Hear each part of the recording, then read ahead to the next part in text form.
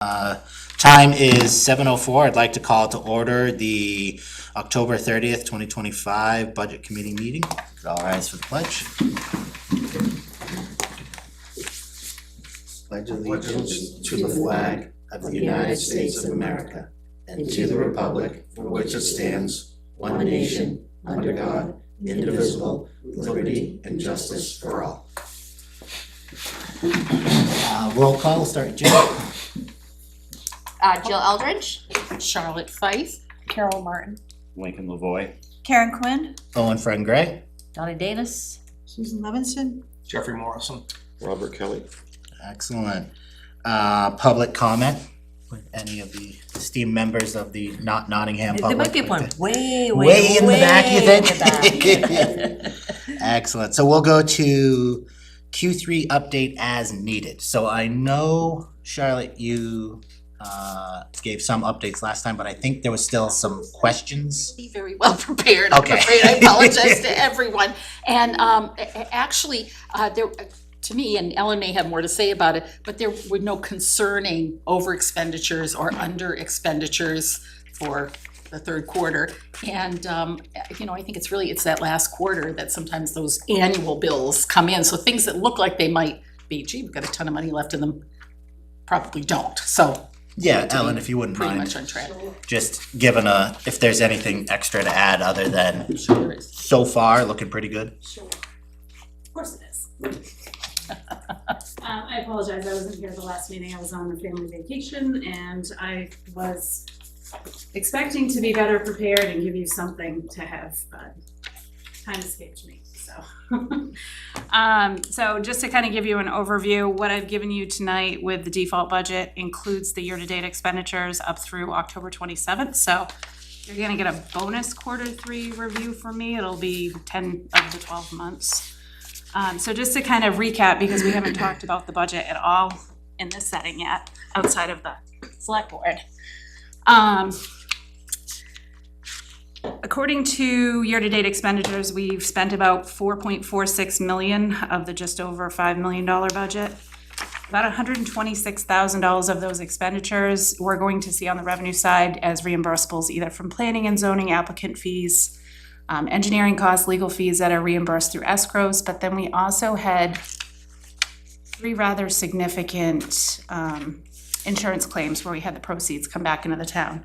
We had to replace a police cruiser and a highway truck. The police cruiser was a few years old, and then due to the mileage, it depreciated more than the replacement value, so we had to come up with about $15,000 in the operating budget to replace the cruiser. We obviously couldn't go without one. And it's not one of those items that we can just go out and buy something used and have it work. It's just not feasible, so. So when we account for those $126,000 that you're not seeing on the revenue side, because we're only looking at the expenditures right now, as well as the fact that we're, I'll say 99% done with the townwide revaluation, we're just waiting on the final invoicing to come through. All of those expenditures for reval have hit the operating budget, but we have $80,000 worth of reimbursements coming in from a capital reserve fund. So if I take those things into account, obviously we haven't spent $4.46 million. It's about 100 and, let's say figure, probably just shy of $200,000, less than that. So the way that I look at it is for 10 months of the year, we have about $780,000 remaining, about 15% of the budget. If you do the math, we should have about 16%, so we're a little bit beyond where we should be, but we've got 2 months of expenditures left. So I don't anticipate there being anything out of the norm that's gonna cause that to go over. Most departments have been fully staffed all year, except for we have a part-time position in the police department that didn't get filled, as well as one in the highway department. So having those positions budgeted for but not filled actually helped us absorb the extra expenditure to replace the police cruiser, which was nice.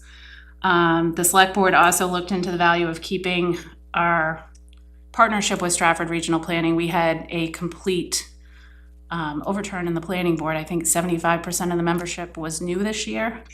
So we rely very heavily on the circuit rider, which we pay for him as the, to act as a town planner, but Stratford Regional also gives us a lot of resources, training, and just other things that paying the membership is really beneficial to the town. So the select board looked at the figures about the second quarter and said, can we make this work? Can we pay the membership, which is about $6,900 a year? So they did opt to do that. So, I mean, those are two unplanned items that we were able to accomplish. And I give credit to the fact that we weren't fully staffed in the part-time, but that's the only reason why. It was still a very tight budget, meeting the 4% tax cap. Department heads are doing the best to be careful with their spending. We're using state bid pricing whenever we can, doing competitive shopping. So everybody is being good stewards of the taxpayers' money. And overall, I would just like to report, I don't want to say that we're in excellent shape because we can always do better, but given the budget that we have been granted by the taxpayers, we're doing good. Ellen, on the Stratford Regional Planning, Yes. am I correct in assuming that that's become even more important now Yes, with some of the new zoning law bills that absolutely. There were was passed? a and ton there's of gonna be- legislative changes this year. And there's a lot of opposition still to those. Correct. So so much is up in the air with regards to zoning, that if we've had a board that has changed over by 75%, then I think it's really important that we have that Yes. membership now. And additionally, we asked our land use coordinator, Alana, who actually asked, she's also our deputy town clerk, she left her position in July, so we've had to fill that position too. So we have, even though she was only a few years into her position, we lost that resource too, you know, the person that kind of knew everything that was going on during the transition and how past board decisions. So it's been a shift, but we're Yeah. working through it and it's working great, so. In terms of unexpected potential costs, is there, what's the thought, the solid waste with the plastics, is that gonna potentially be an unexpected cost? If you can't recycle that material? Well, I mean, we can recycle the material, but it's going to be at a loss because the hauling costs are gonna outweigh the recycling revenue, unfortunately. Right now, I'm working with Waste Management to see if they have a solution for us. The way that it is right now is we have an issue with the bales, so that's holding it up. So we have to, we're looking at a whole bunch of scenarios. We have 51 bales of plastic that have been baled in a clear plastic bag that the vendors will not take because it's an extra thing that they have to throw away when they take the recyclables. So we have to say, okay, do we take the labor to unbale, rebale them properly, and then still let them go at a loss? Do we let them go at the landfill? Do we hold on to them and hope that the plastic market turns around in a couple of months because it's horrible right now? So it's just a matter of like outweighing those options. We do have an option to store them temporarily, store them outside of how they're being stored now. We could put them in storage containers and maybe put them off-site. But it's just a matter of, you know, Still putting cost. all of our options available, laying them all out, and then figuring out what's gonna be the best approach.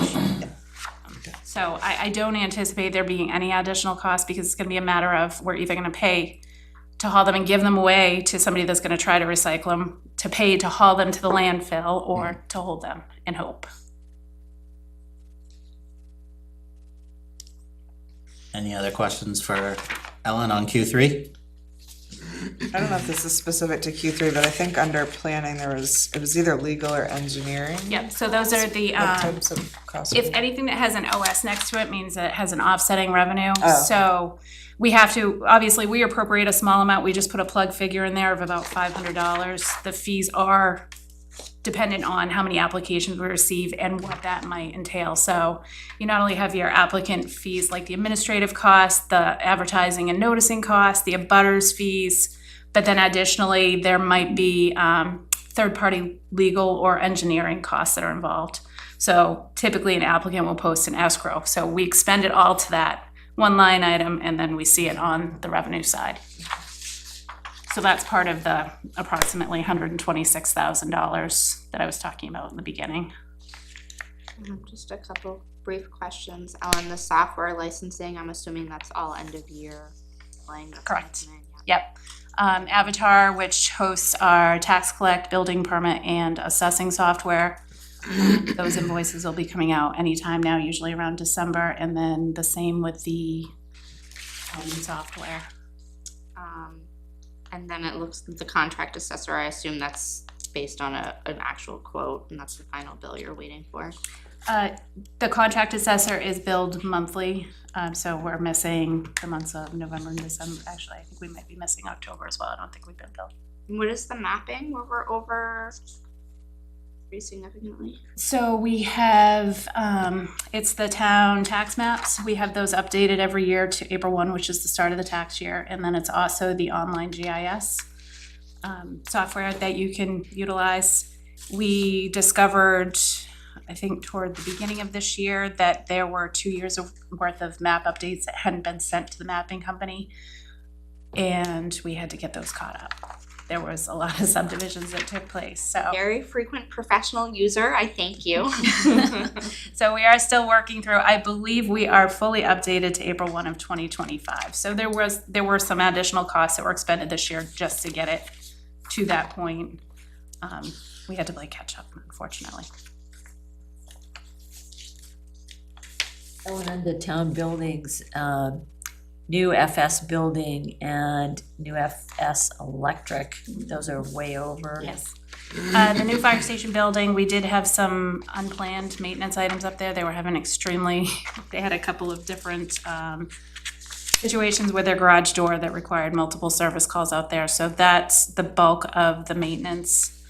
That and, they got like a washer and dryer to put up in the second floor, just for like regular household laundry rather than putting them through their commercial. Yep. So they had some plumbing run for that. Those were expenditures that, rather than trying to pull them from the building maintenance expendable trust fund, we're kind of holding off on doing a reimbursement from that because we have HVAC issues in this building that we have to deal with that are going to be significant. And then as far as the electricity, I'm looking into that to find out why the overage. I don't know if it's something that's been miscoded. We talked about it, I think we talked about it at the select board meeting, and I just have to get into it Yep. with Seems like it's Betsy to see if there's detail. there. Yeah, it just might be a misposting. Yeah. At what point do we stop calling that the new? Anytime. I still call this the old school, so. Yeah. And then just, can you walk us through again on the totals, budget overall, because you said, so we've got 507,788 was the total budget number, and we're at 4.4. But then you also said you're expecting some. So of the 4.4, we have expenditures in there that there's an offsetting or reimbursement showing on, so. And how much was that? I figure $126,000 between the insurance, I'm sorry, I have a tickle. Between the insurance proceeds and the reimbursable expenses for like the planning and zoning matters, and then we have about 80,000 coming back from the trust, the capital reserve fund for the revaluation. So we're really at like 4.2. Correct. 4.2, but that's 4.2. Still with that, we're still in line, just about to be on budget. Correct. For the year. It- Okay. That's the calculation. So Okay. basing it on that 4.2, we have about 15% remaining to get through the rest of the year. Yep. Or 780,000. Ellen, can you speak to line 143 and 144?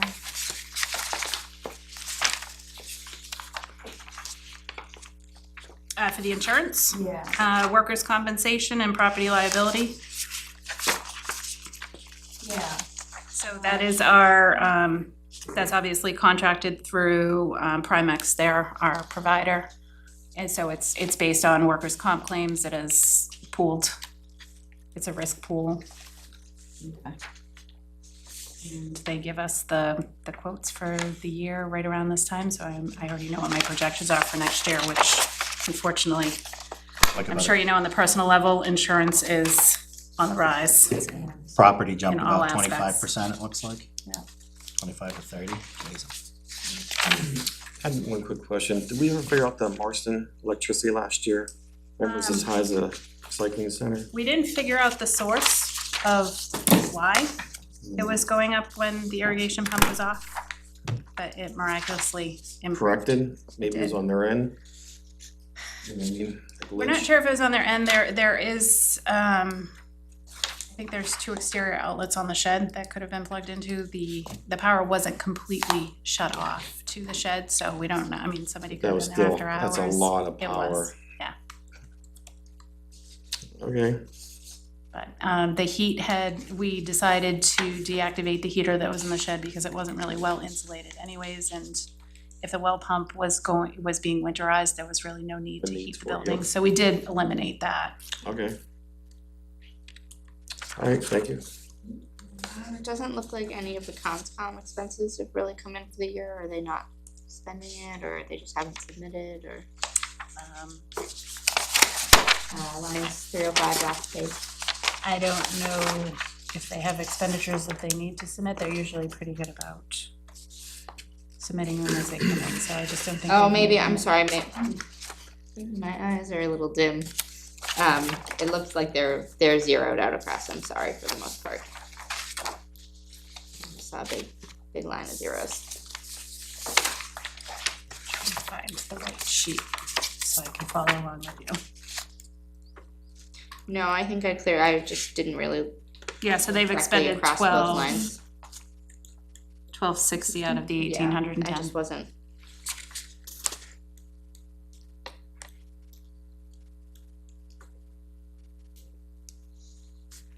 Anything else for Ellen?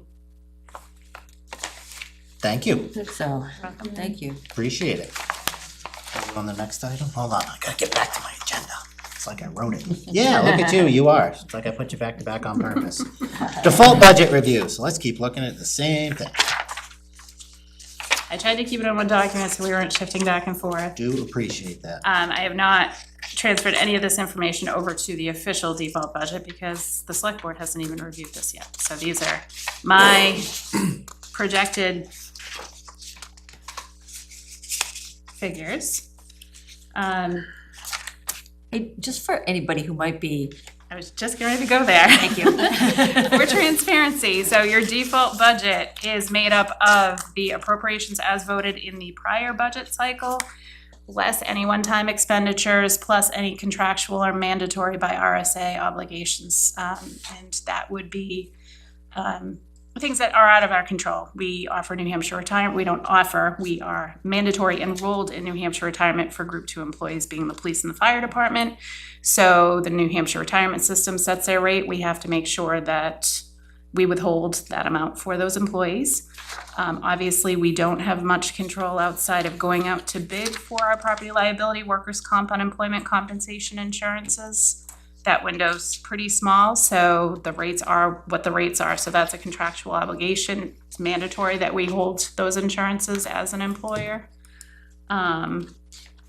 Other contractual obligations are the benefits that we provide to the employees. Obviously, we can't say, oh, sorry, we can't afford your health insurance this year, so we're just gonna eliminate that from the budget. So health insurance is one of the items that we just got our updated rates while I was on vacation.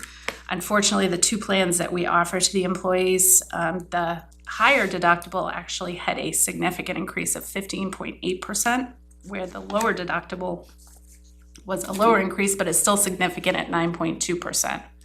So I brought it up at the last select board meeting. We don't know what the next step is, whether it's going to be a matter of having to increase the employee's contribution toward that insurance, or, reach out and see if there's another plan with a different deductible level to see if we can make it more cost effective. But in reality, that's the cost of offering the insurance that the town provides. So again, that is a mandatory obligation. Any idea what other towns are thinking about or doing at this point? Well, there other towns that have moved to plans like school trust. There's a whole lot going on in the insurance, and unfortunately, we've lucked out with both the risk pool on the health trust end, we weren't intertwined with anybody that was affected by the legislative changes. So I know it's just a matter of figuring out what's fit. I'm not 100% sure what they're doing. Yep. I have had other towns reach out to us just to, other towns' budget committees reached out to me about a month ago, you know, wanting to know what our contribution rates were because that's what they were considering. That's what I was wondering. What is our average employee? It depends on the plan that they're eligible for. Single is 10%, and then if you get into the two-person and family plans, I think it's 15 or 20% of the contribution, so. Not that the increases aren't significant, but pretty tame considering, I mean, I know obviously we're at a smaller scale, but the plan I offer my employees went up 15%. And that seems to be pretty typical to other organizations I've talked to. Yeah. So when we average it out based on the census figures, because obviously we're not like 50-50, we have like 3 employees that are on one plan and then the bulk of the rest of the employees are on the other. It averages out based on our census data at about a 10% increase on average, but it's a lot more than we're used to. I think I've reported to this committee in the past, your health insurance, usually it like ebbs and flows. You'll have like a 5-year cycle where it'll go up, it'll go up, it'll go up. And then all of a sudden you get what they call like a holiday contribution and they reimburse it to you. That hasn't happened since pre-COVID. I don't expect that we'll be seeing it happen again. Numbers aren't going down. No. That 600K, that's a placeholder, I assume? It is a placeholder. So one of the things that I addressed with the select board when I presented this to them on Monday, when we were really pinching pennies trying to meet that 4% tax cap, we knew that we were understaffed in a lot of departments. I think we're missing at least 2 critical positions in the fire department. We were missing a full-time position in the police department. And we knew that we were gonna be going into the first quarter of the year, probably not filling those positions. So we adjusted the numbers just to make the 4% tax cap. So we were severely under budgeted on the health insurance line for last year. So because we have been, for the most part, fully staffed in the benefits offered positions in the town, I don't have a choice but to budget for all departments being fully staffed. So that's 'cause why, You're already almost at your limit anyway. right, On the, as of whatever, 10/27. Yeah, cause that's a 28% increase, but I'm sure that's not, right. said But it's what, it's like I 10 said, it's roughly? because we actually, Yeah. we trimmed it down 'Cause it to trimmed so much off. realistically what we were gonna be staffing.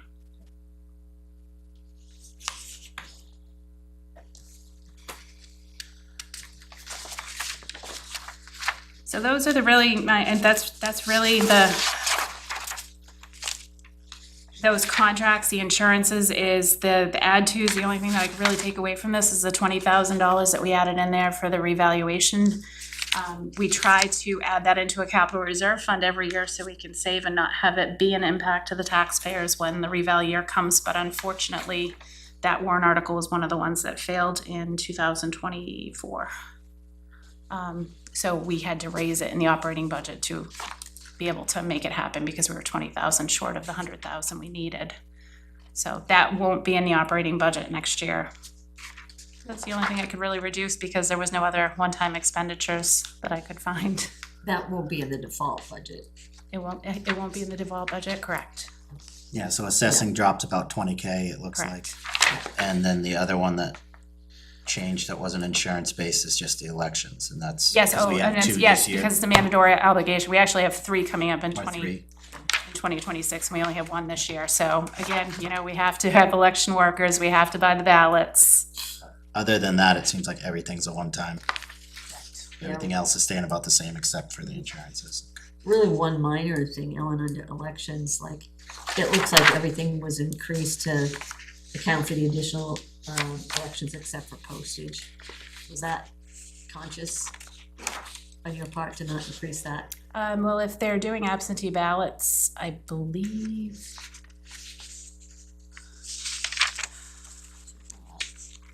Yeah, just take a look at that. Yeah, I will look at that, but I think most of that comes through postage paid. Well, you had 750 budgeted, 125 used, 750 in default, but everything else related to elections went up in the default because of the increase. Donna, which line is that? It's line 34. Thanks. Maybe because it looks like they over budgeted for this year. They Yeah, didn't but use it's, 750. but if it's the default, if you're going back to what was budgeted, Right, we keep the 750s. you keep, but everything else related to elections went up because of the increase. Right. Again, not a If- significant amount If of one, money. if one election takes Because I hundred don't and think there was a. twenty-five, three takes 375, not 750. So I'm already a step ahead of this. I've already seen the proposed, obviously, the election budget is made up of three parts, your moderators, supervisors of the checklist, and what little the town clerk needs as far as like the ballots. I've already Okay, previewed that, so I don't think that there is a proposed increase for the budget, so okay, for 2026, so I think that's why I left it at the okay. 2025 level. Yep. But I will look into that and just make sure we're covered there.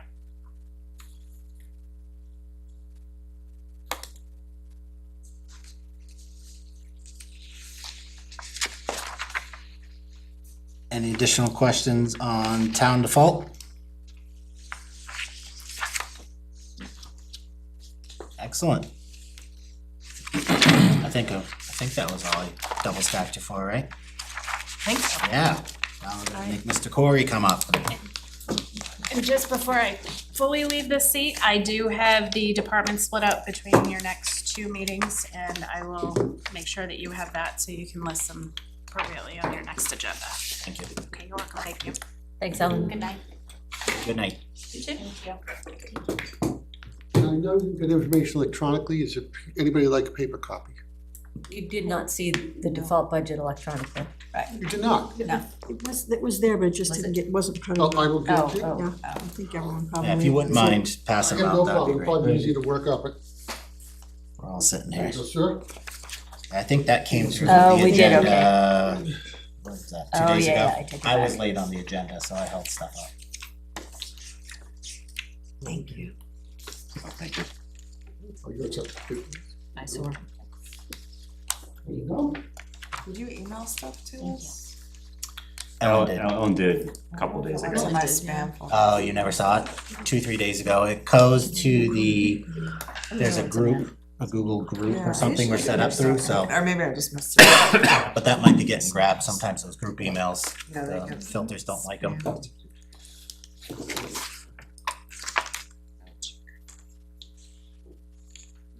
What I passed out to you is, what I'm gonna call round 2 of our budget.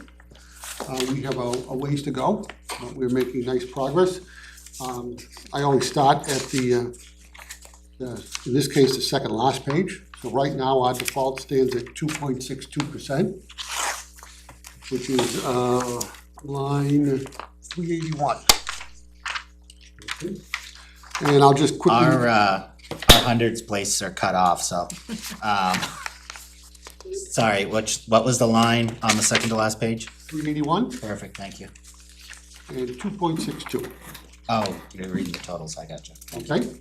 Yep. So that's where it stands right now. Let me run you through some different pieces that, first of all, we have a couple new families moving into the district, and those students are going to require services that will be eligible under the default. So our special service director is working with them, and that number will be updated. So that's one of the big unknowns for us right now.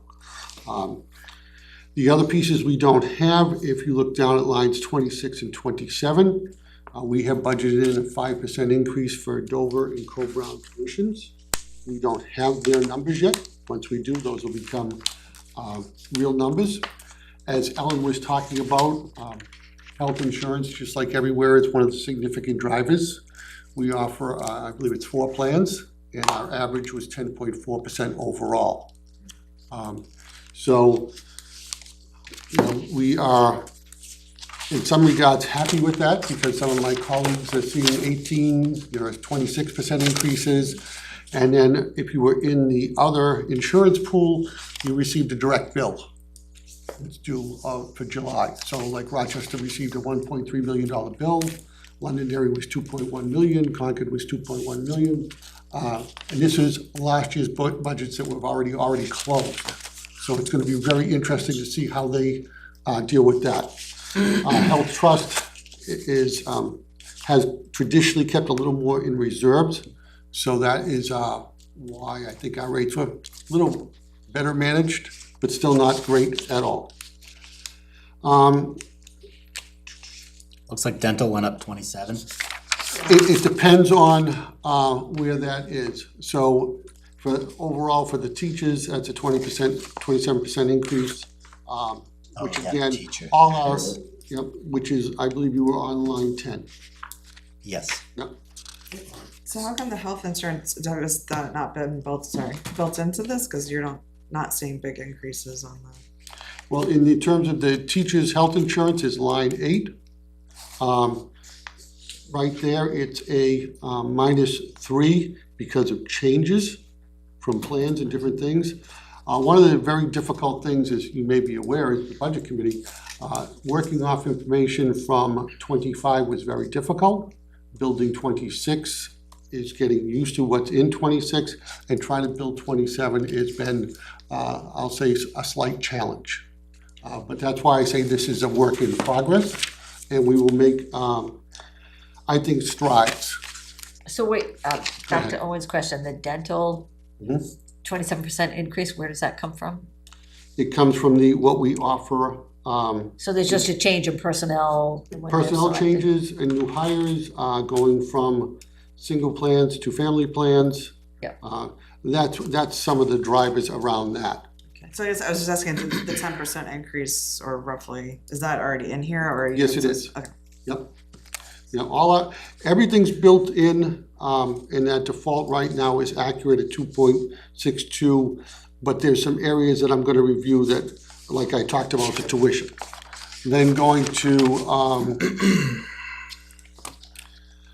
the next big piece, if you went down to line 80, line 80 is the out-of-district placements. Those are our high school students who are out-of-district placed. Right now, that's sitting at a 0% increase, but that's why I highlighted the new registrations, because that's the line that may grow. If that grows, so does the proposed budget, which is a draft of the proposed there, because special ed is automatically covered legally. Moving forward, and I'm just trying to highlight new items, line 111. That is the $11,050, which was approved by the voters last year for the new para contract. So that is a contractual obligation for a para match for their annuity. Wait, so, I'm sorry, so what is that again? Sure, It's it's 111. 111. I thought you said Page 11. 3. It's the one that says 11 on page 3. So that was that piece that's new. So I'm sorry, what is that? Last year, the voters approved a match to the paraprofessionals' retirement. And that is the cost of that was in the warrant last year. Just like if you went back to the same thing, the paraprofessionals' increase is also included in the default because their contract was approved last year. One thing you don't have right now in the default for the teachers is a contract, because their contract will be voted on. What you do have under the default for the teachers is a 2% increase, because in your teacher's contract, you have what is known as an evergreen clause, which means that they're entitled to their step raise and their lane changes and all of those pieces. So that's a legal obligation in the contract. Typically, if you didn't have the evergreen clause, that would have been a 0, and everything would be decided at the warrant. Okay? In lines 137 and 138, which I think is 37 and 38 to Owen's point. Page 4, yep. Yep. You see 62.5, that's contracted school psych and contracted services for a behavior technician. I just want to note that, because that is a result right now of federal cuts. And those are legally obligated under IDEA funds.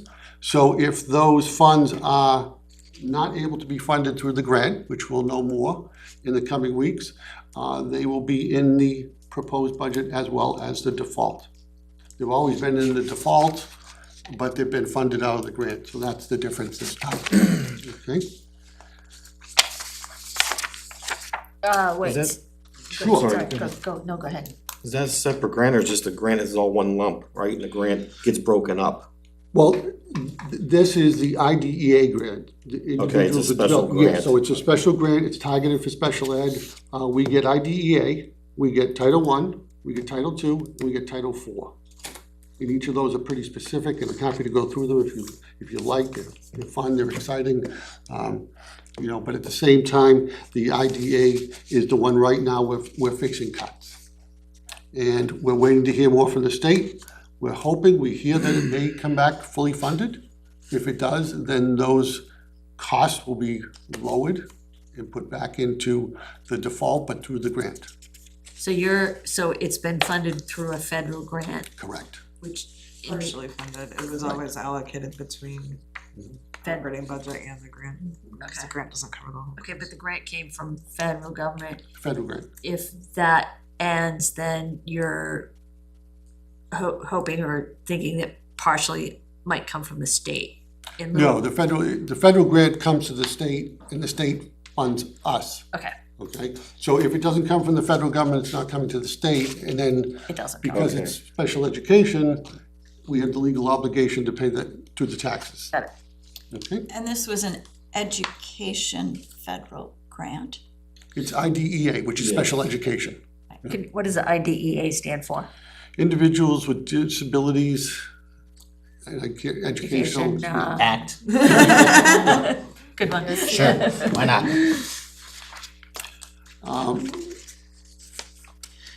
Line 195, I just want to bring to your attention, because right now we don't have a library aide, right? That position has gone unfilled. That insurance is representing worst-case scenario, and we're discussing if we want to stay at that case or move to a single-person plan or something of that nature. But it's very difficult. We have one library aide position open and we have a custodial open, and both of those are very difficult to find. Moving over to the new equipment in tech and tech in general is an area we're going through because, as Ellen informed you, one-time purchases don't qualify for the default. Being new here, we need to go through line item by line item to make sure that the people who are sending us over their budgets.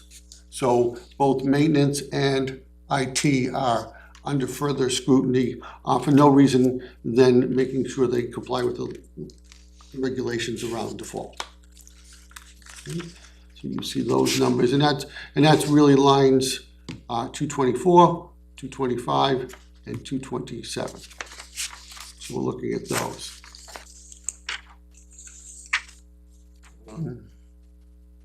Next one, 254.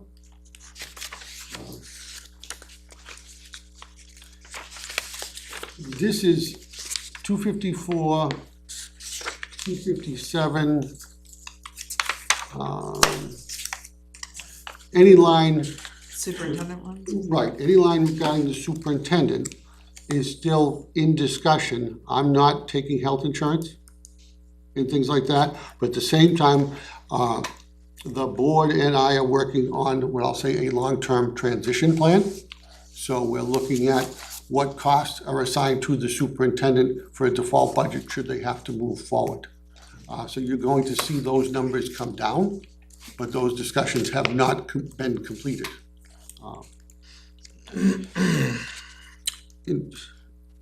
The same will be said for travel. I don't travel much anymore. But at the same time, there's obligations under the contract that the board would want to make sure they keep there for whoever comes in to replace me. And we're looking also at the general office supplies at the SAU, which is line 278.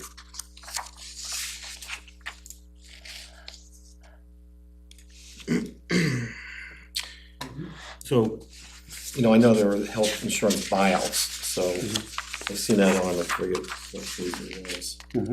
Is that all the buyouts for the health insurance? Because I know they break it up sometimes. No, that's all the buyouts. It's all the buyouts. and 'Cause I I know would- sometimes the principal takes it and stuff like over in, past years. Yeah. No, that's all your buyouts. I think, as I think everybody at the table knows, teachers and administrators get very good health insurance. Oh, yeah. So we don't necessarily see people doing the buyout. And I've found through many years of negotiating and being in multiple districts, increasing the buyout doesn't necessarily entice anybody to move to a different plan. It just means that the same people getting the buyout just get more money. So I don't think that's a way. Well, no one else really does it, so there's a reason why, you know what I mean, if your significant other has it, people take the buyouts, you know what I mean? Correct, Okay, correct. I don't disagree with you, but it just, when I see that happen well, typically it's a for, nice perk because no one else authorizes it, you know what I mean? People work at hospitals don't even have that option. no, I'm not disagreeing with you. I'm not disagreeing. But it is in the negotiated agreement. As you know, we're using a service, TMS, for the business office right now. So we are still looking at those line items, because the goal would be to have a permanent full-time person in that role. There's a lot of benefits to that. I regretted asking about that last time, Mr. Corey. What is, I mean, you answered my question partially at least. So the plan is not for them to be a permanent installation. There's some kind of a transition plan to a full-time future staff person. Correct. What we did as a school board, they brought TMS on my recommendation in for 6 months. And then we'll evaluate, first of all, what does a candidate pool look like? Because for business administrators in the state, it's not a very large pool. And if there's not a pool that we feel would be successful, based on my observation so far, I would probably recommend to the school board to keep TMS for the year. And then continue to search in the spring when people in the education are more likely to be looking. Okay. So it's a fairly rapid succession plan that the school board has in mind. Yes, I think if we had found a qualified individual that could have come in, I think we might have gone in that direction. I was involved, the school board, you may or may not know, I came on for about 10 days as a consultant in late June to interview candidates and that. I didn't think anybody had the qualifications. We do have 2 discussions coming up in the next couple of weeks with a couple of people who have expressed interest to see if they have the ability and the wherewithal to be able to take over. If they did, what I would do for the foreseeable future is reduce TMS into a supporting mentoring role. That's probably the biggest thing coming in. I will tell you, you have a fantastic school, wonderful kids, great staff, everything over there is perfect. We have a lot of work to do at the business office. You know, it's nobody's fault, it is what it is. I've been here before, I've done this before, and we'll get there. It's just, as I have joked with Susan, there are so many things that, like, I just have to, first of all, figure out what is our process, and then figure out where do we want our process to go. So it's a pretty extensive undertaking, which I'm enjoying because I actually like the numbers. You know, I love the education part, but I do love numbers too. Good for us. Yeah, exactly. So my not knowing the unknown of the special education, sitting here tonight, I envision that 2.62% for the default coming down. Okay? I don't know exactly where. It's about $17,000 for 1/10 of 1%. So every time we make a $17,000 cut, that'll come down. And then right now, because it's there, it's no secret, I have a proposed budget of 4.37% right now. And in some instances, it'll be a direct relationship where the default goes down, so does the proposed. And other times, it'll be like if you go through the certain items that are just in the proposed, and I'll use an example. We have $132,000 in the proposed budget for a new math textbook series. I have been discussing with the board because we do have a trust account for textbooks. So I'm just not sure why we're not using the trust account and phasing the buying the program up front, but phasing the cost in over 6 years. Because I do think looking at your budget, you should run some percent of surplus, and I would consciously make textbooks the priority so you can kind of pay as you go on those and remove that from the budget. So there are a number of things like that. There are also some opportunities. We receive E-rate, but we don't use E-rate to the maximum level. That's your internet, all of those type of things in your tech side. We also receive the Rural Education Grant. That has multi-purposes, and we've traditionally kind of used that as an offset to professional development, when we can use that to reduce class sizes. And what that means in this budget, in the proposed budget, not to default, we're requesting another teacher because enrollment in 5th grade will be to justify those numbers. But by using REAP, you can again phase in that cost and use REAP in year 1, so from a proposed operating budget, you'd only have 50% of the cost going to the taxpayers in year 1, and year 2, you'd pick up the rest of that. So there are a number of ways we can reduce not only short-term but long-term impacts to the taxes. I know that the board has asked me to come under the tax cap that the town lives under. I think we'll be able to deliver that. One thing, because I'm here and I'll plant the seed, we are crowded, and everything about your community is growing. You're right off 101, you have land, you have a very good school system, so I can see it coming. You know, I went through this in Hollis and Brookline and a number of other communities that I've worked in, but we are going to have to probably do something in FY '27, looking at it. So we are investigating, just to plant the seed, some modular alternatives, so we can we're offering classes on the stage. We have 2 teachers on cots, and I taught on the cot. It's not the worst thing in the world, but the reality is going from one end of the building to the other as the teacher on the cot, who it impacts is the children, because you do lose instructional time. That's just reality. Okay, so there are a number of things going on. I also listed on this document for you the capital projects and articles that show all the balances that the taxpayers approved last year. So they're current balances. So in discussions with the school board, we have right now in the grounds and maintenance, a significant balance.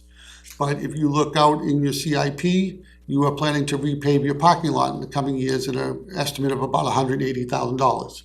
So I think that's why we've been saving for that. The special ed, it sounds like an awful lot of money. It is $228,864.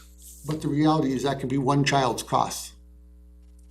And that may not even cover one child's cost. And those are all mandated legal costs. There is some catastrophic aid that comes back to offset that, but that's a year in arrears. So you still have to foot that up front, and then you'll get a percentage back. Last year, you got 62 cents on the dollar back from the aid. And you don't start to get aid until you reach a threshold of $80,000. So you pick up the first 80 as a taxpayer, and then you get 62 cents on the dollar above that. And it's very cost. I will tell you, you have done an outstanding job of developing in-house programming. What I mean by that is in-house programming for children who have severe disabilities allows them, A, to learn in the district where they live, to be with their peers, and it allows you to avoid costs. Because my one therapist can serve 5 or 6, 7 children in the building. So as much as the cost for special ed is significant, placing these same children out into other placements, you could easily spend $100,000 just on the transportation. So as much as special ed is always a discussion item, it's always a very expensive item, the more you can do in-house, the better you service your children, which is the best benefit, and the indirect benefit is some cost avoidance. But that's also why you probably are space bound. Because if you went back just probably 10 years ago, you would have had part-time kindergarten. So 4 sections would have been 2 rooms. Now 4 sections is 4 rooms. You now have the mandate for educating 3 and 4-year-olds. So if there's a child who's has a disability, we're required by law to educate them, and we tuition in non-handicapped peers. But there goes another room. So that's really where you're spaced, because again, I went through this in my own community. The building that used to hold 600 can't hold 600 anymore because of the requirements for students' education now. You know? So you also have on your form, you have the food service, and food service will eventually be put into default. But when I do the default, I don't particularly worry about it because food service is an offset with revenue. So it's kind of, it's neutral.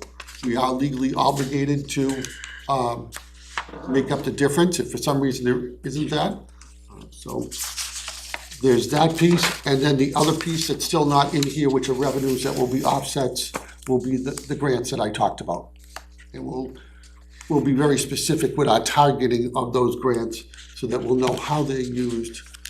Because again, the concern you have with grants is you don't want to fully fund positions with grants that are going away, because then it's kind of a surprise shock.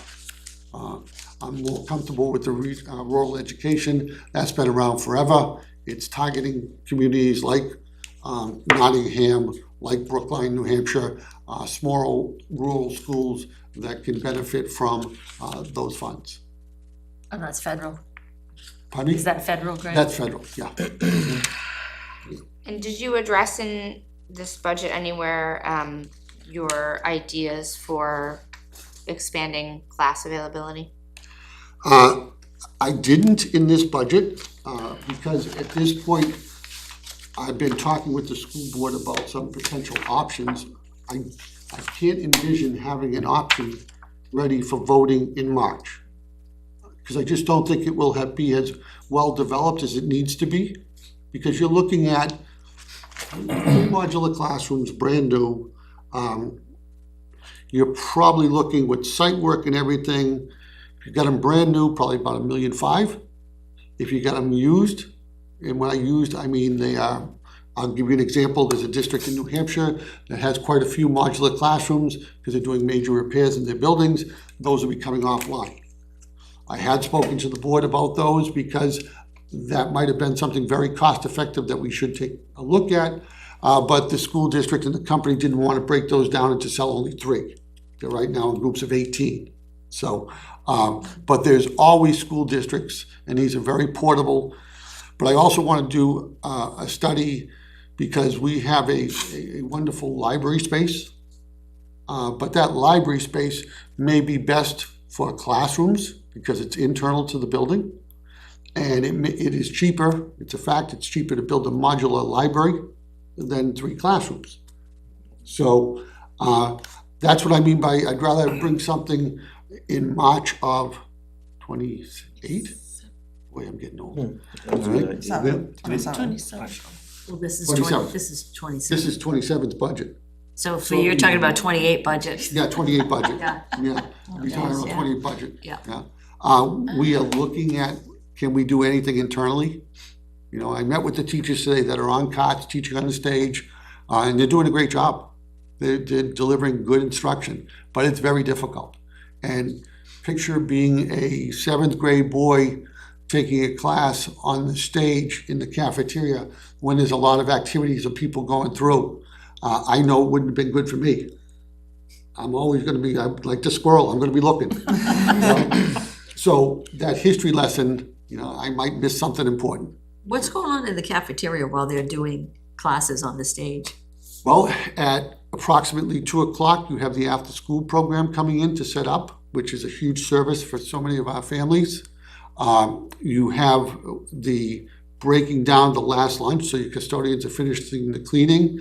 It's not ideal, and I think there's some things we can do to make it a little better, but it's not the ideal environment. And the music room right next to it. Yeah, and you have the music room. That's Yeah. right. Are you investigating potential solutions that don't include modulars? Well, when I say modulars, I don't want you to think of the old portable classrooms. The containers that The Hudson Catholic containers, had. okay? I want you to think of, the $1 million modular homes that are built nowadays. The difference is just simply, they're building it over the winter internally in place, but it's gonna meet every building code. It's gonna be geared to being in New Hampshire. So with regular maintenance, just like we do in our buildings, these would be lasting you 20 years. So these aren't like a 3 or 4 year and throw them away, Was the district you're talking to, did it happen to be Manchester? Yes, it did. Okay, so if anybody would like a tour of any of those, we Except they want to light facilitated. them up. Except we don't need 18. We don't need 18. Can you fix that, Alan? I did, Manchester had been great. I did go take a tour. But if you guys wanna see what a modern modular looks like, let me know, cause I You can might set up a take tour. I can also do that. They're more of a prefab than a. It really is. They Yeah. actually are surprisingly Modular. nice looking inside. I was So they moved very the There entire are some pretty school demonstrated into safety the- concerns with using, Huge I mean, portions. this is not really the place to have that conversation, but they present demonstrated safety concerns. I think there's, pluses and minuses to everything, and that's what I mean by if I tried to roll something out for this March, that would be unfair. Because I think that's a great question. It would be one of the questions that we would be answering through our process. So that when you came as a voter, you still might not like it, but at least you had all your questions answered. And you can make an informed decision for the vote. You can even tour one of the factories. I toured 3 of them before.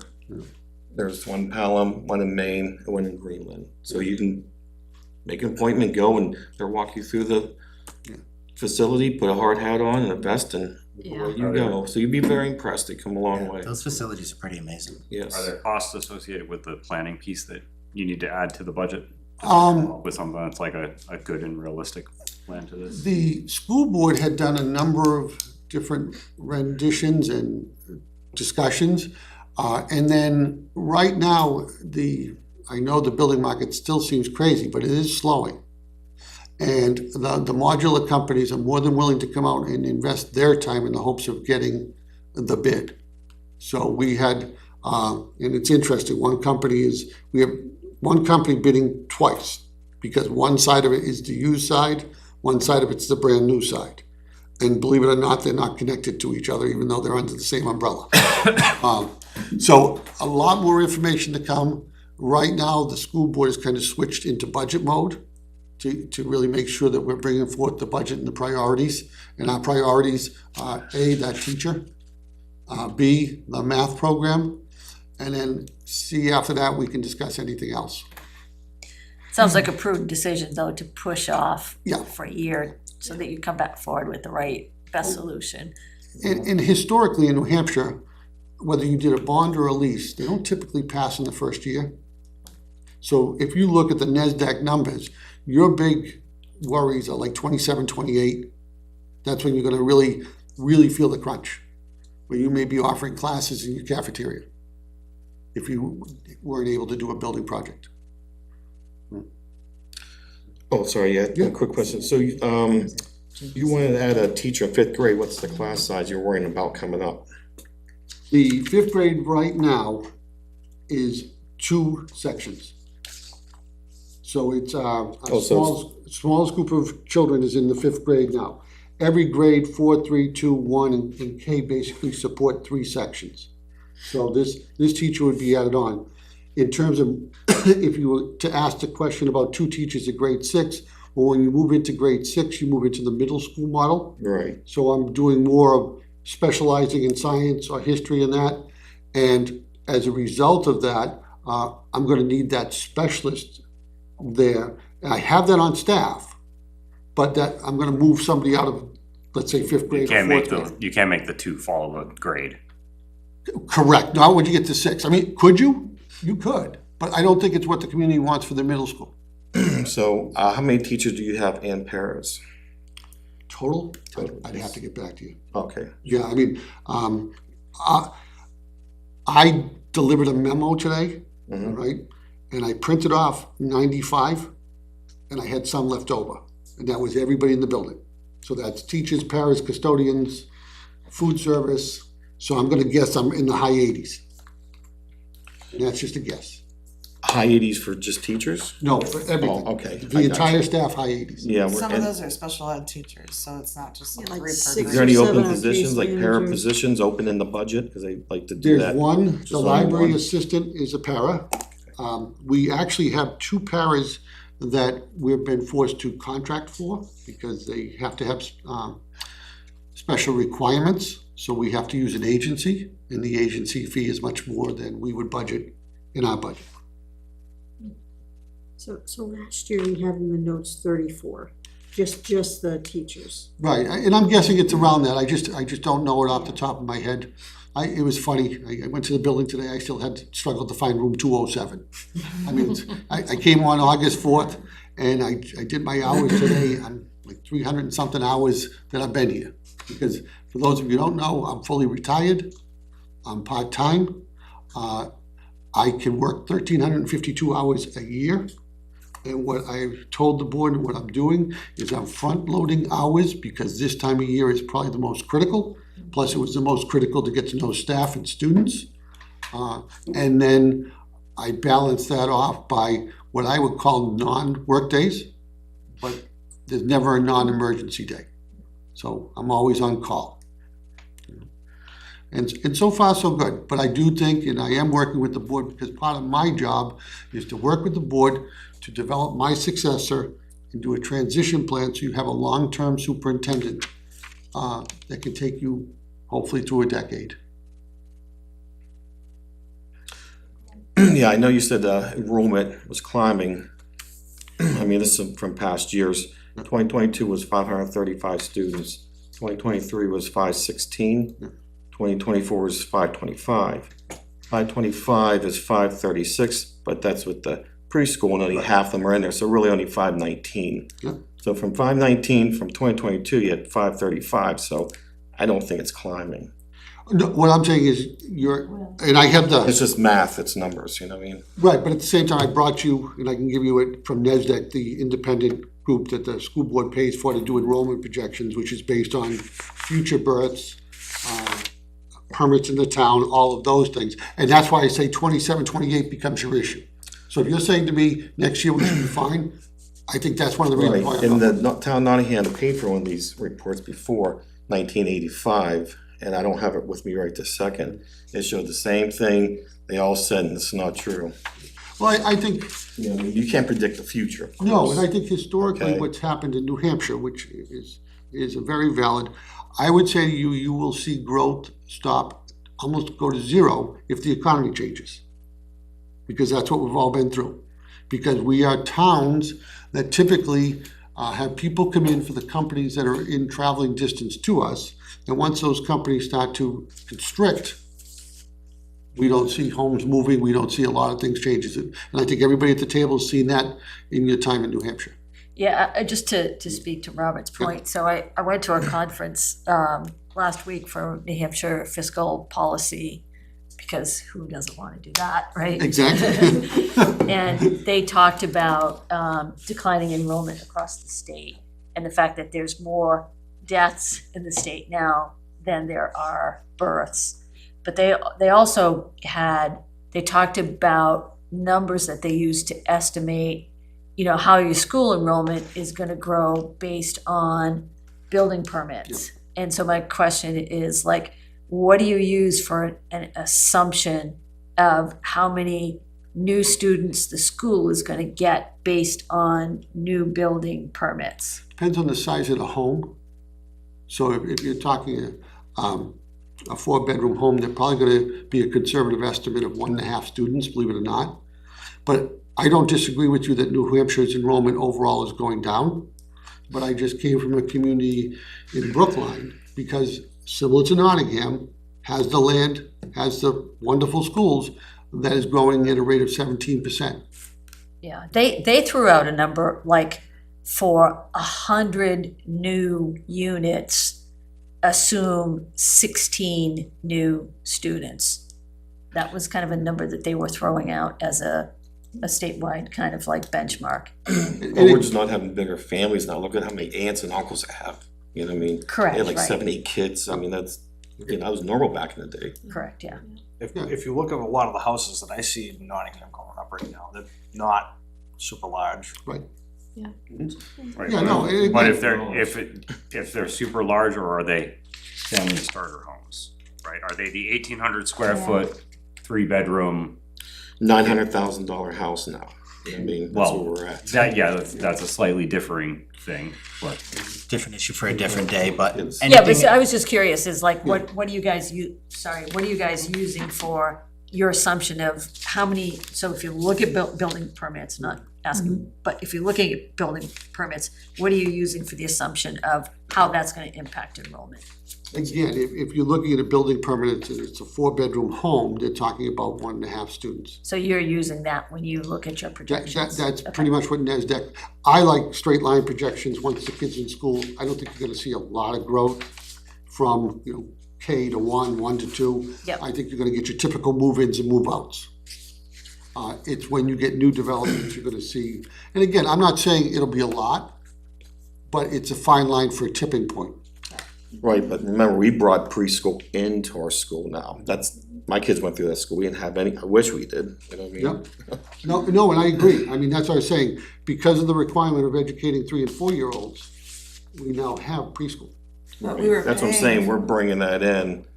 We were paying for it elsewhere, so it was actually less expensive for us to bring it into the school, but it caused space constraints. But otherwise, we're gonna pay a private We're gonna have to preschool pay to for, send all right, and not also include the transportation. and transportation. So that has also gone down. Because they're special ed, so they're. so good discussion, but not really default budget discussion, Yeah. so roll back to deform budget. Anything else, Andy, you got for us that you wanna highlight, or things you No, think we should look I at? really would like you to know that we are working diligently to get it. At 2 whatever it is now, I do think you'll see that come down. And then, I think we will be able to, come into the tax cap, because that's the request of the board. I think we'll be able to do that. And just to be clear on the request of the board, that was a conversation I had with Andy a few weeks ago, talking just about, trying to get him introduced to the budget committee. And I made the recommendation that seemed to go well when we tried to have the school budget roughly mimic the town budget. Explaining obviously that there isn't a tax cap, but in general, the budget seemed to be better perceived that way, so. Not that I was trying to speak for everybody, just wanna make that clear, but that was a recommendation that I made. And I need to clarify, I wasn't talking about this board. Oh, that School board, has apologies. kind of Yeah, given me that direction. Yep. That's what they would like to see, knowing that their first obligation is to fund the schools. Yeah. And giving me the flexibility, if I had to come in and say it was 4.5 or whatever, they may not be thrilled, they may tell me to cut, but at the same time, we would get there together. Yeah, so we have always tried to honor at least that piece of it, and Yeah. the cap actually rolls all the way through all of the warrants, but And one quick question, please. So 2025, I don't know if we don't know this, was there any leftover, like 2024 is 909,000. 2023 was 250,000, 2022 was 529,000, 2021 was 430,000. I know you have to build a buffer into the No, budget, I get it. I You gave know. you that number. Sure, please. It was $374 approximately $1,000, of which the school board put $200,000 in the retained fund balance. The town had passed warrants totaling about $75,000, which are what's explained in your packet. So those were funded and sent to the trust accounts. And then the other 100,000, approximately, it's a little over 100,000, goes to offset the tax rate. Okay, so 100,000 back to the tax, offset the tax rate. Correct. Okay, last year I think it was what, 500,000? last year we had the high That was number. that was kind of like a one-off, Yeah, that was a unusual, bit of a that it was that no-no. high, Oh. yeah. One off from usual was when we had an 8% increase, and it was $1 million into the school budget a couple years ago. And that's in there ever since, The. Oh, remember the school budget went up 8% that one year, was $1 million more? That was a couple years ago. Yep, and so that's driving through, you're saying. No, I'm not saying that. Well, no, I'm that just saying 8% 900 is never really like, I'm just saying 909,000 was, well, I shouldn't say return, was left over. And the budget passed, so it was 909,000 plus additional, what was like 400,000. Remember, it passed through the taxpayers, passed the budget, that was additional, so that was like 1.3 million more than last year. And I'm just saying 374,000 is left over from 1.3 million, that's all. So a million went somewhere. So this year, there is gonna be that 900 causes a spike, obviously, and then now this year it's 100, so you try to do I a gotcha. little bit of a steadier I mean, plan. It's just driving up high, you know. the biggest thing to change when you get a spike up a return is typically that one child who is a significant cost, if they move out of district, and then all of a sudden you get that windfall. I mean, that's the nature of special ed. Well, last year, the top three were 154,000, 118, and 84,000. So that was around $300-something for the top three. Do you know how many special ed pupils we have now currently? Roughly? I don't have that with me. Had it in the enrollment report. The student services report. The student It's services actually report. being discussed at. Yeah, we've got like- meeting. Mm-hmm. You know, after- We're just curious what the number is. There's nothing you have to fund it regardless. Oh, no, I get it, I just wanna tell you why, like, having been in districts, why. Right, some spikes they come up. too, and everyone, right. Yeah. Excellent. Any other questions? Anybody? Think we're good. Excellent. Okay. Well, Thank thank you, you. Andy, really Thank you all. appreciate it. Thank you. Quite I'll be- coherent, thank you. I will probably be back, hopefully with good news. Excellent. Next item on the agenda, 10:16 meeting minutes.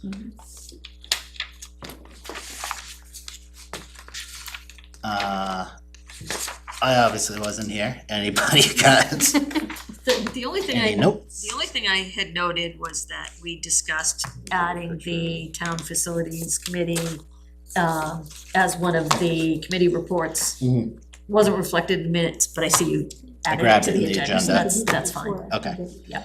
Okay, unless, yeah. Yep. I don't think that's probably No, too no, that's- critical. We'd no, probably be that's all right fine. with it. Okay. Anything else? Anybody, Yeah, spelling mistakes or I need anything? to take a look at line 30. Maybe that's what I said, but I don't think that's exactly what I said or didn't mean. I'd like to have it say the town has no concerning over expenditures as of the third quarter. We're not in good shape. As opposed to good shape for meeting the budget? Yeah, I'd like to get rid of that.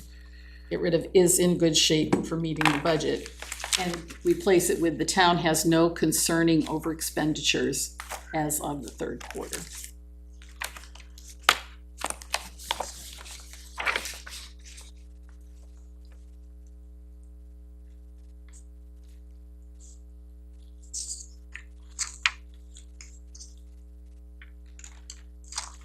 Got it. Okay. Anybody else see I anything? just, 44 and 45, it says warrant articles are prioritized by the school board for payments. And I think what was meant was they're placed on the ballot in order of funding priority. Yeah, there it is. They're That's what funded we in said, that order, yeah. but it's not like they Prioritized choose which ones. By the school board for On the priority instead of maybe payment? I think what I said was warrant articles are prioritized by the school board and placed in order. For placement on the ballot. Yeah, for placement. Order on the ballot. Oh, by the school board. Do you just wanna for- say warrant articles are prioritized on the school ballot? I mean, I that was know the we had a point, big right? conversation about, yeah, it was just basically It's just that for the placement question on the was ballot. asked, the board does determine, as all the governing bodies do, the order in which things go on the ballot based on priority. Yep. So warrant articles are prioritized by the school board. Placement on the ballot? In Okay. order. We can jump that. Advertise, or do we want maybe ordered? Or, cause priority, well, They're ordered on the ballot. For the Yeah. order, you know, for the. Warrant articles are ordered on the ballot. We need an English teacher. I am not it. Not a lawyer, that's what, Come on, legalese this up for us. Warrant articles are placed on the ballot in order of priority by the There you school go. board. That's Yeah, there yeah, we yeah, go. There you go. Warrant Now, what'd you articles say? are Yeah. Placed on Ready the for that? ballot in order of priority. On the ballot in order of priority. At that time.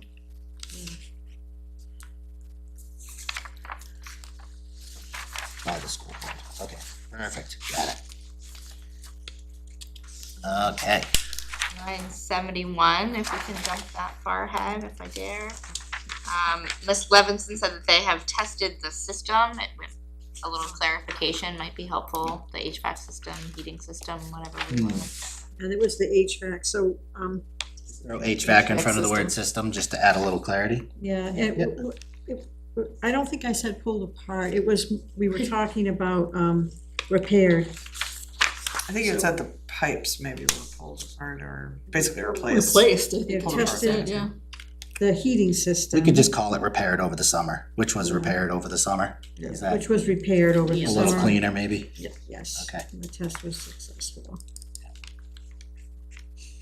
I actually got a chance to talk to Mark about that whole process the other day, cause I had a meeting with him for another Mark reason. Jobin? Yeah, Mark Jobin, and, it was pretty neat to get the play-by-play from him. He put some time into it. Yeah, we definitely needed to do that and have somebody come in. He seems pretty Awesome. confident in it now, which is pretty exciting. 'Cause he's not gonna tell you he is if he isn't, so. Anything else that anybody noted? Okay, so I would entertain a motion, to approve the draft, meeting minutes as noted with adjustments to lines 30, 45, 44, and 71 as discussed. So moved, I'll move. I'll second that. Motion by Donna, second by Charlotte. All those in favor? Aye. Aye. Opposed? Passes unanimous, 10-0. Subcommittee reports. CIP. So we have not met since the last budget meeting, but we're meeting on Monday, and the only thing left is to just go over the CIP again. I'm hoping that the select board has looked at it. Have you looked at it? No? If not, hopefully Mr. Decker will come back with some, he was just supposed to be checking on a couple items, so we needed to have one more go through. Okay, I think I had read in the last one where you guys were thinking about maybe presenting on the next meeting. But do you want to? So it should come to Push the a little budget bit. committee, but it hadn't gone to the select board yet, so. I So I'm think wondering, it should we depends just on- push that out a little? Yeah, we had thrown out November 6th, but we could go to the 14th. So I think the 6th and the 14th are the presentations, right? Those are the department heads. Yeah. 6th and the 13th, sorry. I mean, 20, whichever is fine, 20 is fine. Yeah, so maybe we plan on a presentation on the 20th before we start breaking down the budget draft.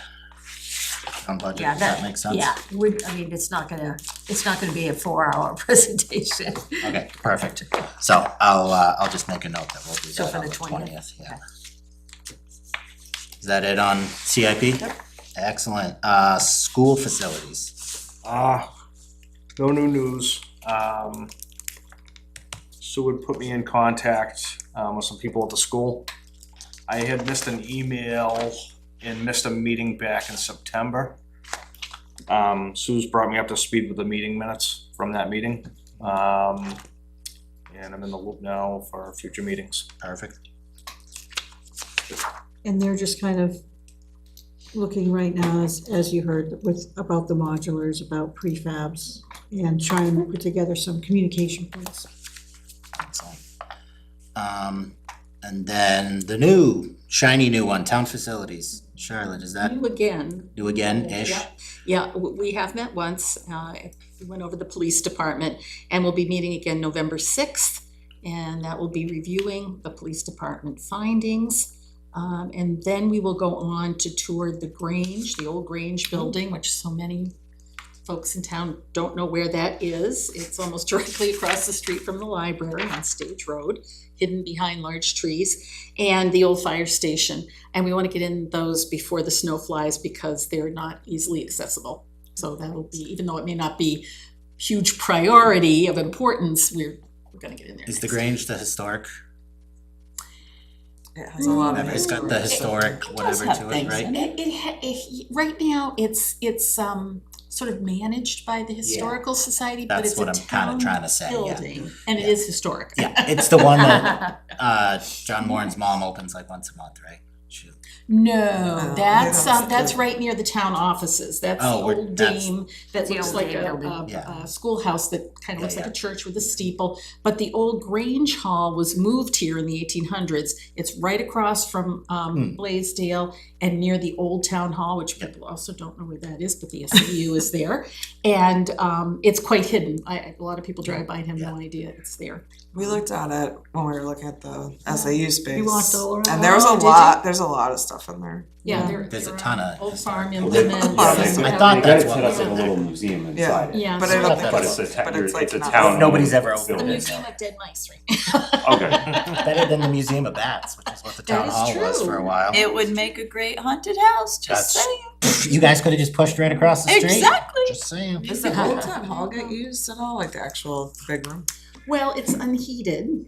Oh, that's still. Yeah, unheated, the okay. SAU is Yeah, heated yeah. with The splits. The book sale's Yeah. there, the pie social is Oh, there. yeah, I've been to I the mean, book it sale. used to be used a lot, Yeah. even It used 6 to years ago or so, be there were, used every week. yeah, art and childcare and classes and it's not now, it is without heat, It's so it not can only heated. be used certain times of the year unless we decide to do something. Yes. The old town hall was missing heat for a while too, and so that was I mean, the school district did 50,000, and I don't even remember what the town did to bring that up to speed. For the SAU portion of it, or no? Yeah, because The whole, yeah. the for rest of whole the building piece, does but- not have heat. Hey Charlotte, for the town facilities, are they working towards a specific goal or time frame or? To visit all of these and make recommendations, I would like to, we have some new members and we lost a couple of members. And I'm just speaking for myself, is I'm hoping that this will develop into being a long-term sort of advisory, not just, we did one report 2 Yeah, years yeah, ago. yeah. And a lot of the things have been accomplished. We've actually made some progress, but I'd like to see this as an ongoing thing and that, you know, we keep rotating at least once a year and then make recommendations that are based on more than just, you know, our wishes or dreams that, Yep. to try to prioritize. So that would be my thought, but I'll keep you posted on that and hopefully we will have a presentation. You know, there won't be mega presentation, but to give some ideas of what we're looking at and it might be helpful for. Well, I think CIP. it would be used to inform the town budget, right? Exactly. So we won't have much for this year to help, but even going from our last report, I think that informed some decisions for the future, so. Any other questions about? I mean, anybody's welcome to join us too, if you tour around the inside track on Total some around of some these old. facilities. Yeah, I've crawled in a lot of basements and stuff lately. I'm afraid of dead mice. It's not gonna be a good place It's for not you. for the weak at heart. But Excellent. it's very interesting. Charlotte, what time do you guys meet up on those dates? We meet at 7:00 at night. Yep. And if you're interested, I'll. shoot There's you an one email. next week, isn't there? Yeah, on the Next 6th, Monday? but that's budget committee. It's Thursday. Oh, I thought it was Yeah. Monday. No. Yeah. Well, for some Right. reason, it was, yeah, so that's kind of so I'm Yeah, how's not, that gonna work for you? no, it's not. Yeah. But I decided not to be the squeaky wheel about it this time. There's been it's been hard to get this group together. And, You've also probably seen the department presentations, or you will, so like you have to miss the department stuff. That's true. Those are doubles for you. it's true, but I need to have double information, obviously. But it's really an interesting thing, and I welcome anybody's input, you know, particularly people who have experience in HVAC or the building trades, whatever, be helpful. Excellent. That's good. Any new business? Anybody wants to bring up? Next meeting, next week, we're now on to our weekly / every once in a while, twice a week schedule, so be a little easier trying to remember when budget committee is, cause it's every Thursday now. Sometimes on Tuesdays, but I'll make sure I highlight that a little bit in advance. So next week, we're getting the first half of the department presentations. Ellen hinted at it, but we're splitting them up again. This year, that seemed to go really well last year to try to not do it all in one freaking 5-hour night or whatever we used to do. That was just way too much. So, we'll be doing that next week. And who's Yeah. presenting then? We don't know yet. Oh, Ellen said she had the list, but she hadn't gotten it to me, but she's gonna get it to me so I can add it to the agenda, so okay. hopefully I'll get it the next day or two, but Absent. you're out Yeah. for the next one, right? Yep, okay.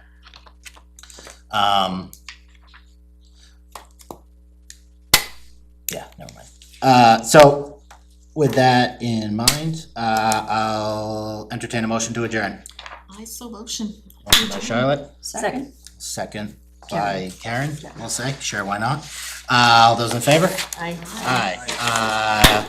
8:29, meeting is adjourned.